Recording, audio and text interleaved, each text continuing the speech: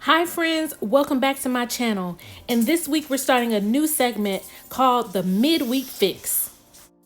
This recipe is an Instant Pot recipe and we'll actually be using two features, the slow cook and the manual feature. Let's talk about our ingredients. We have a chuck roast, which you want to get at room temperature, some olive oil, salt, pepper, and garlic powder. You're going to use that to season your chuck roast.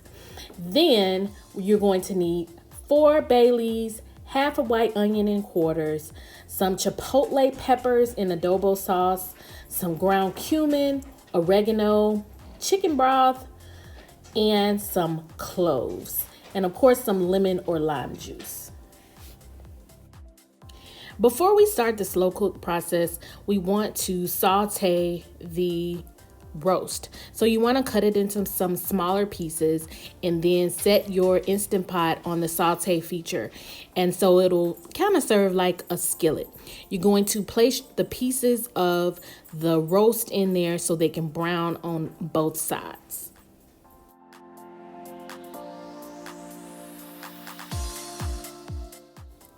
Once you place the beef in there, you're really not going to touch it until it's time to flip it over to the other side.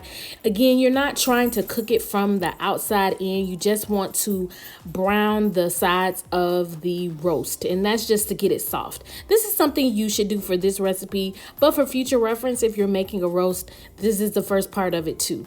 And I forgot to mention, you want to season your roast before you start the sauteing process with the garlic, salt, and pepper.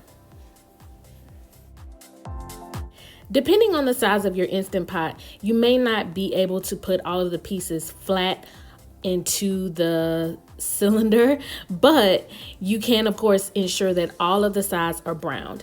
And if you're making this recipe and you're not using an Instant Pot, you can use a skillet, but you want to use a skillet that will ensure that all of the sides are brown. As you can see, I was able to easily brown one side, and just like beef, it shrinks as it begins to cook, so you'll probably eventually be able to fit all of the pieces in there.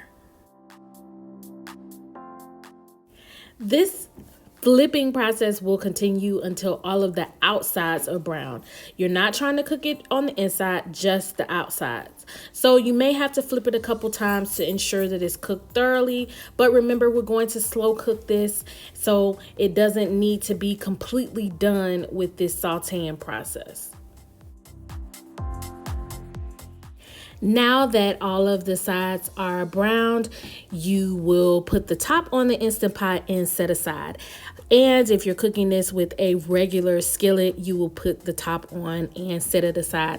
I do still encourage you to use a slow cooker or a crock pot, because this is a low and slow kind of recipe, and I think you're gonna love it a lot more if you cook it that way.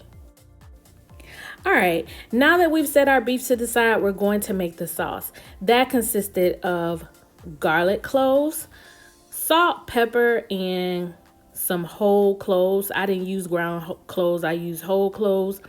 You're going to, of course, include your chipotle peppers. They come in a sauce, so you don't need to buy an individual sauce. Some oregano, lemon juice, and vinegar. I did that part of the process first, and of course the cumin. I did that part of the process first before I added the chicken broth, because I wanted to blend these ingredients before I added the chicken broth.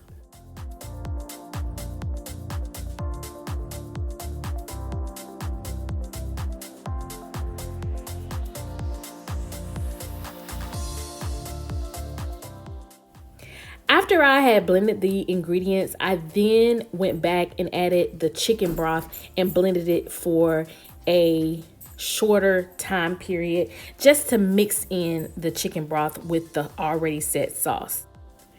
Now, this is probably the easiest part. You're going to take the sauce and pour it over the beef that's already set aside in the Instant Pot.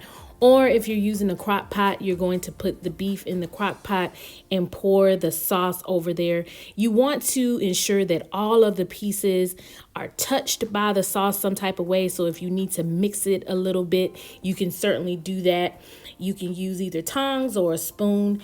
Then you're going to add your bay leaves, approximately 3 bay leaves. Bay leaves have a lot of seasoning, so you don't need a lot of bay leaves to accomplish what you're trying to accomplish. Then you're going to quarter the onions, add them to the mix, and place your Instant Pot on the slow cook function for 4 hours.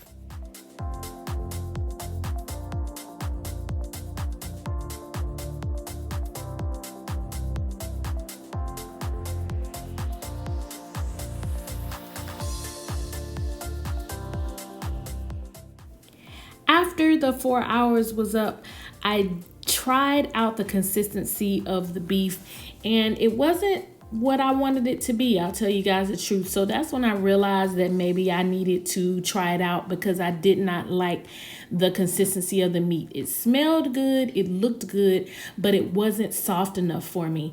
Maybe if I would have done the slow cook function for a little longer, it would have given me the consistency that I wanted. So if you're trying this on a crock pot, maybe you want to slow cook for longer than 4 hours, maybe 5 or 6 hours.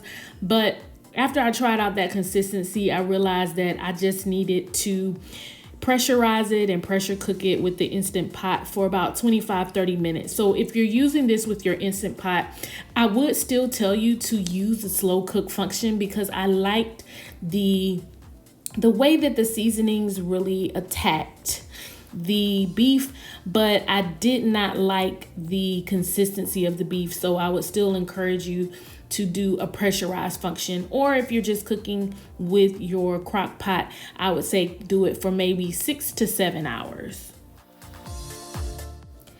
But after the 25 minutes, the barbacoa tacos came out perfectly. As you can see, I stacked them with some good guacamole and some tomatoes and onions and black beans, and you can see the beef was really able for me to easily pull it apart. So you can use this as a rice bowl, you can put it on nachos, you can eat it in tacos, you can do whatever you want to do. But this is a great midweek meal, something that you can cook while you're away from home, slow cook it, and then enjoy tacos later on that night. Perfect. If you enjoyed this recipe, make sure you leave a comment and tell me how you tried your beef barbacoa and how you might have made it a little different.